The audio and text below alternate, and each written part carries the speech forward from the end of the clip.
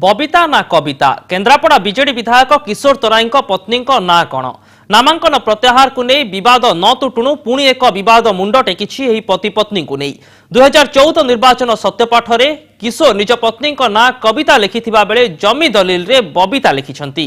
तेणु प्रश्न उठुछि काहेकि विधायक निज पत्नी ना लिखिबा बेले द्वंद्व रहुछंती। सेपटे गणमाध्यम रे खबर प्रकाश पर राजनीति मध्य आरंभ हो जाइछि। केन्द्रापड़ार बीजेडी विधायक किशोर तराई धर्मपत्नी ना कौन कविता ना बबिता? ना ना मु खंडन करी मो ना एक्चुअली बबिता बेहरा कविता नुहे ना तो कौन पे से माने बाहर नाम तो जानिनु मोर सब सर्टिफिकेट सब थे मोर बबिता बेहरा ही अच्छी। देखंतु ए सब दस्तावेज को 2014 निर्वाचन बेले किशोर तराई निर्वाचन कमिशन को निकट में सत्यपाठ दाखल करथिले जेउथिरे निज पत्नी संपर्क रे घोषणा करथिले।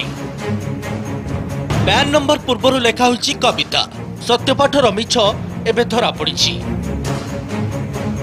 देखंतु पटामुंडाई रे किशोर किनिथिबा एक जमीर कागज पत्र को दलिल रे पत्नी ना लेखा होछि बबिता। प्रश्न उठुछि किशोर काहेकि निज पत्नी ना को नहीं द्वंद्व रे अछंती। मो मिसेसंकर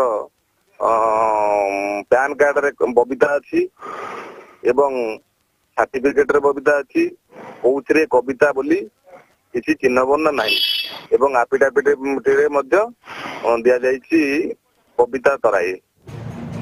राजनीतिर धार धरिबा पूर्वरु किशोर को पत्नी आछंती पुणी विवाद को बबिता को समिति सभ्य कराइबाकू विरोधी प्रार्थी नामांकन को चंचकता करी प्रत्याहार करा जाइथिला।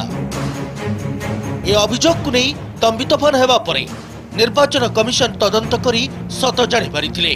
आउ किशोर बाध्य होई कहिथिले फल घोषणा परे पत्नी निज पदवीरु इस्तीफा देबे।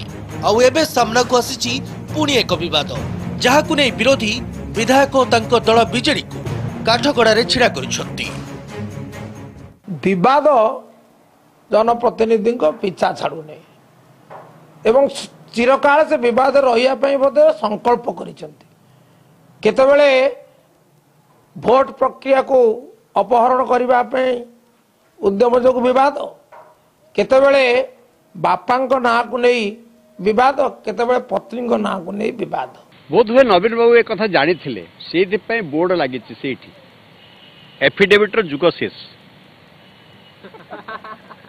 जे तांको दलर लोक माने एई कांड सब भियाइबे तेणुक एफिडेविट उठेदेले आईन आसना लीगल इंटरप्रिटेशन होनी ये केवल प्रचार अभिमुखी होगापी ये कथा कहु तेणु ये पछ बुद्धि जो मैंने कर पछ बुद्धि पर बुद्धि कर प्रकृत घटना कौन ताकू स्क्रूटिनी करने आवश्यक। Bureau report connect news.